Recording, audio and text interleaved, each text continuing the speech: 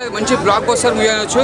ఎందుకంటే అప్పట్లో మనం ఒక పటాస్ తీసుకోండి, ఒక బింబిసారా తీసుకోండి, ఆ సినిమా తర్వాత మళ్ళీ ఆయన ఒక ట్రాక్ ఎక్కిండు, ఒక మంచి మంచి కథలు తీసుకుంటుండు, మంచి డిఫరెంట్ స్టోరీలు తీసుకుంటుండు కళ్యాణ్ గారు.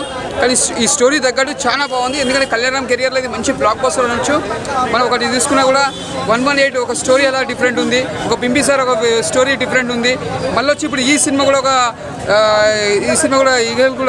సారీ ఈ మన కళ్యాణ మూవీ కూడా ఇది డిఫరెంట్ ఉంది. డేవిడ్ కూడా సినిమా డిఫరెంట్ ఉంది. ఆ కథ స్టోరీ చూడడం కూడా ఒక డిఫరెంట్ ఉంది. అసలు ఇలాంటి సినిమా అసలు స్టోరీస్ కూడా ఆయన కొత్త డిఫరెంట్ ఎన్నుకుంటున్నాడు కళ్యాణ్ గారు. ఇది ఒక మంచి బ్లాక్ బస్టర్ మూవీ కూడా నాకు అనిపిస్తుంది. ఎందుకంటే సినిమా కూడా కెరియర్లో మంచి సినిమా. ఆయన నటన విశ్వరూపం చూపించేసిన కళ్యాణ్ గారు.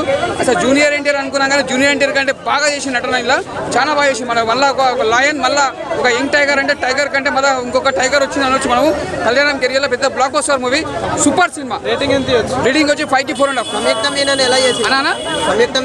ఆమె యాక్టింగ్ బాగా చేసింది, చింపీస్ చేసింది, సూపర్ చేసింది, ఇచ్చి పడేసింది. అసలు మనకి ఏ క్యారెక్టర్ చూసినా మనకు ఒక డిఫరెంట్ ఉంటుంది.